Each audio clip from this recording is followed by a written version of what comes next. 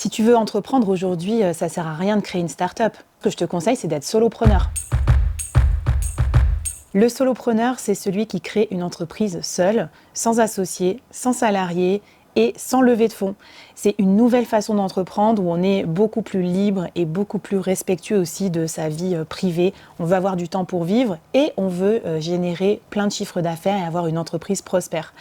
Cette nouvelle façon d'entreprendre, elle est rendue possible grâce aux freelances avec qui on peut travailler comme ça ponctuellement sans forcément recruter des salariés, grâce à l'intelligence artificielle aussi et aux technologies qui sont beaucoup plus accessibles qu'avant. Là où le freelance va vendre son temps et donc généralement être plafonné à un maximum de chiffre d'affaires, mettons 150 000, 200 000 euros par an, le solopreneur, lui, il va dépasser les barrières de son propre temps, il va chercher un effet de levier entrepreneurial en vendant un produit ou un service généralement digital.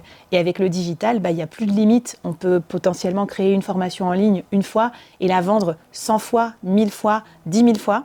Il y a plein de business models possibles pour devenir solopreneur. On peut par exemple, bien sûr, vendre des templates, des produits digitaux ou des formations en ligne, comme par exemple à Justin Welch, qui fait à peu près 2 millions d'euros par an de chiffre d'affaires tout seul.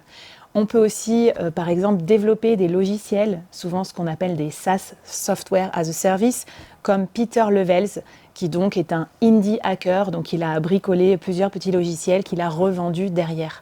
On peut aussi créer un média sponsorisé, comme par exemple le youtubeur ancien médecin Ali Abdaal, qui a créé une chaîne YouTube, un empire YouTube qui lui génère maintenant des millions. Le mot solopreneur, il a été inventé bien sûr aux États-Unis dans les années 2010, quand c'était l'essor de la creator economy, c'est-à-dire l'économie des créateurs en ligne, avec l'émergence de nouveaux outils pour gagner de l'argent en ligne, comme par exemple Stripe, pour facturer des biens et des services digitaux en ligne, ou encore les réseaux sociaux pour monétiser, comme par exemple l'émergence de YouTube. Bref, pour moi, être solopreneur, c'est génial parce que tu peux vraiment avoir le beurre et l'argent du beurre, c'est-à-dire bien gagner ta vie, mais quand même rester libre pour avoir le temps de profiter de la vie. Et justement, moi, j'y consacre toutes mes journées à documenter cette nouvelle forme d'entrepreneuriat, puisque j'ai créé Le Board, qui est le podcast numéro 1 des solopreneurs en France.